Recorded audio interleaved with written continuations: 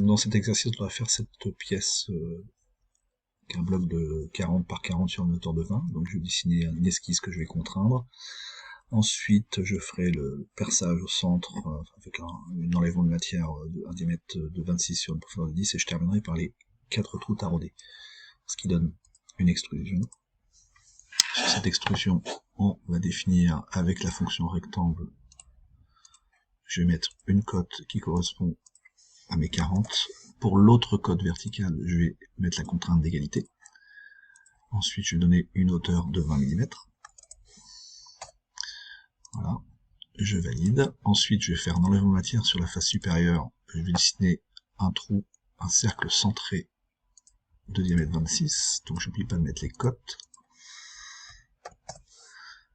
Et je dois enlever la matière sur 10 mm de hauteur. Donc, attention, profondeur maîtrisée à 10. Une fois que j'ai fait ça, je dois faire mes perçages. Sur les perçages, je vais choisir cette face supérieure. Je vais faire un rectangle qui sera un rectangle trait de construction, si vous voulez. Je lui dis qu'il fait 26 et je mets la contrainte d'égalité pour avoir la position de mes trous à chaque coin du rectangle. Les trous doivent faire un diamètre de 6 pour des vis de 6, donc c'est un trou taraudé en M6. Et la longueur totale pour le taraudage, et je vais traverser toute la pièce. Je positionne chaque trou ici, et en fait la façon de faire les trous en positionnant grâce à ce carré, c'est l'équivalent d'une matrice. Et ça nous servira tout à l'heure quand on fera l'assemblage. Voilà, c'est terminé, fin. Voilà, j'enregistre ma première pièce. Donc je vais mettre dans un fichier PDB2, hop, exo, et j'appelle ça boîtier. Une fois que j'ai fait ma première pièce, je crée une nouvelle pièce puisque je vais faire le couvercle. Donc le couvercle, on va partir pareil. Je vais faire un carré de 40 par 40. Donc là, les dimensions, vous devez les avoir récupérées sur la pièce. Donc 40. Contrainte d'égalité. Je vais mettre une hauteur de 5 mm. Je n'ai pas les valeurs, donc après ça sera changé. Et je vais faire en dessous une extrusion avec un cylindre de diamètre 26. Voilà, donc diamètre 26. Là, je vais faire une hauteur de 6. Il faut avoir les bonnes valeurs du système. Et sur le système, normalement, il y a un tout petit chanfrein qu'on voit que je vais faire un chanfrein de 0,5 mm. Voilà. Ensuite, je vais faire mon perçage de la même manière que la façon précédente, en faisant mon carré. Donc, je dessine avec la fonction rectangle 26, contrainte d'égalité. Voilà. Et je vais pouvoir placer mes trous. Donc, je vais faire des trous un tout petit peu plus grands. Donc, ouais, je peux les placer tout de suite, les trous, parce que les dimensions de trous sont toutes gérées par cette boîte de dialogue. Je vais placer mes trous. Maintenant, je vais mettre des trous, diamètre 7.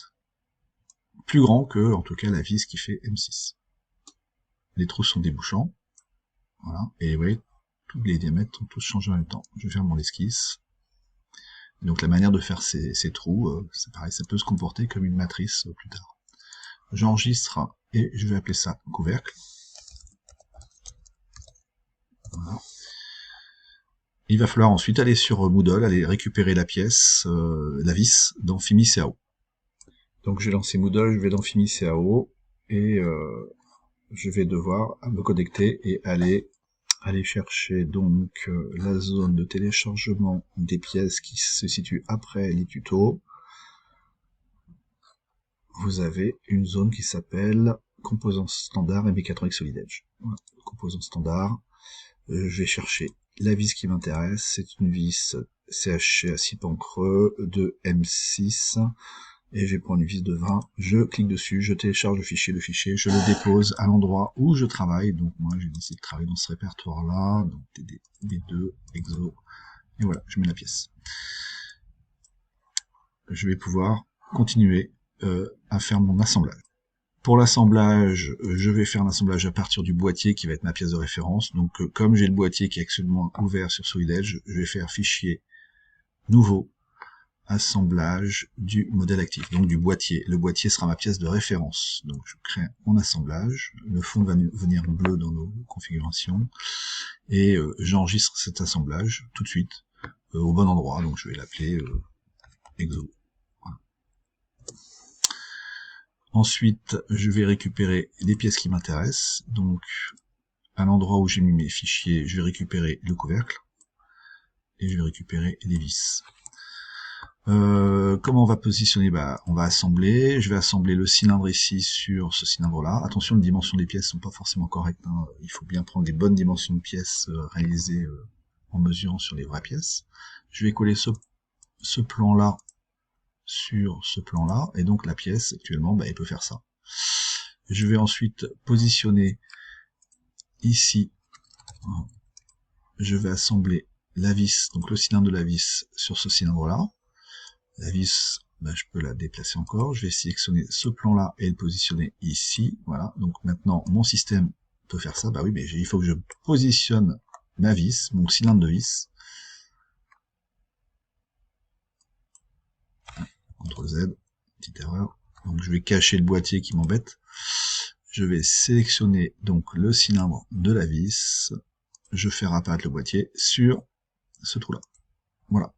Tout est positionné. Maintenant, il faut que je mette toutes les vis. Donc, je pourrais faire la même contrainte sur toutes les vis. Mais là, je vais utiliser la fonction matrice.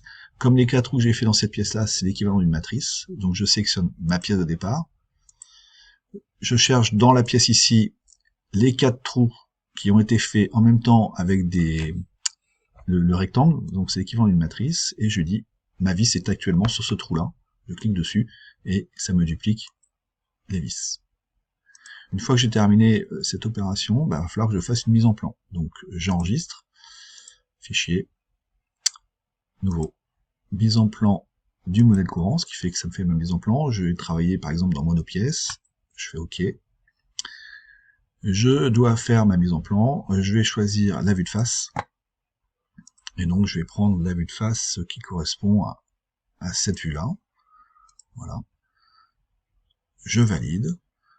Je me mets rester à l'échelle 1, je vais cliquer, et ensuite, il faudrait que je fasse la vue latérale. Mais la vue latérale, je vais la faire, comme dans la démo, on va faire une coupe brisée. Donc je vais faire plan de coupe sur cette vue-là.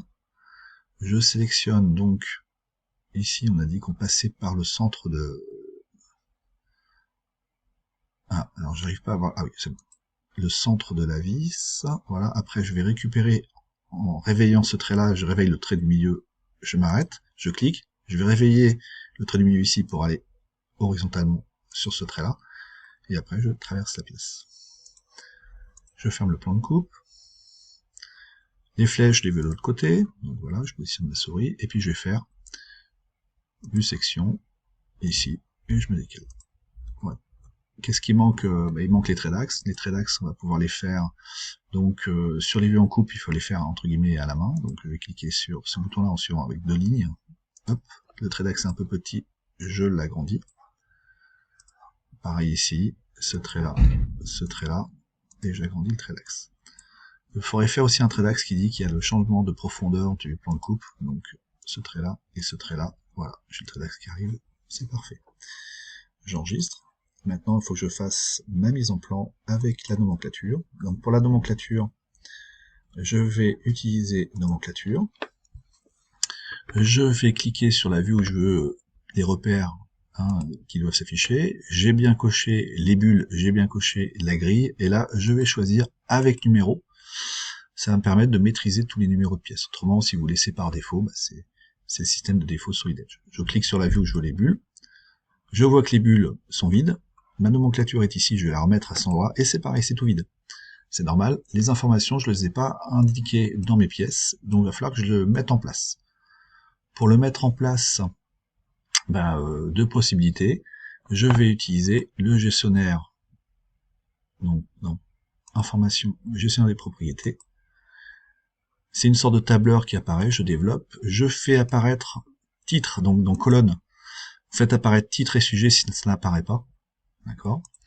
Le titre va permettre en fait de mettre ici le nom de la pièce, donc là c'est boîtier, couvercle, et puis vis, c'est HC M6. Je vais mettre des numéros de pièces, 01, 02, 03, voilà. Et puis on pourrait même mettre un autre projet, donc je vais mettre exo, CTRL C, hop, CTRL V. Tant que c'est souligné, ce n'est pas enregistré. Donc là j'ai mis un petit que je vais l'enlever. Donc dès que vous faites OK, c'est enregistré, ça modifie vos pièces. Voilà. Et là il y a juste à remettre à jour et la nomenclature se remplit. Alors attention, les pièces, je n'ai pas changé les matériaux, j'ai laissé les pièces en acier. Si vous voulez changer la pièce en acier, il va falloir regarder la pièce, par exemple le couvercle.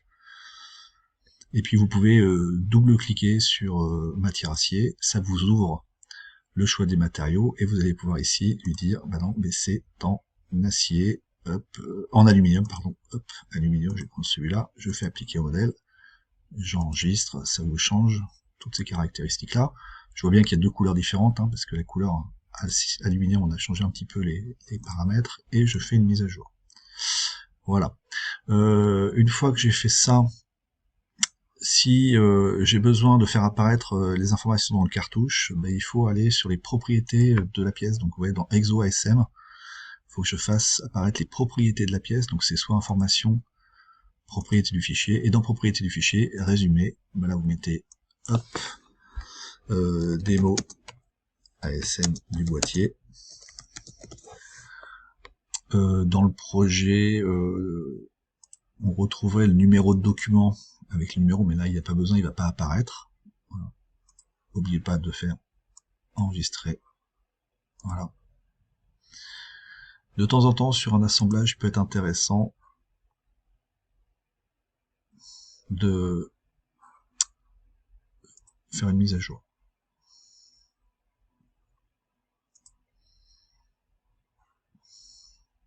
Donc faire une mise à jour sur l'assemblage peut être pertinent pour qu'il n'y ait pas de problème. Je retourne après avoir enregistré sur mon exo.dft, la mise en plan, et je fais la mise à jour et vous voyez, démo est arrivé.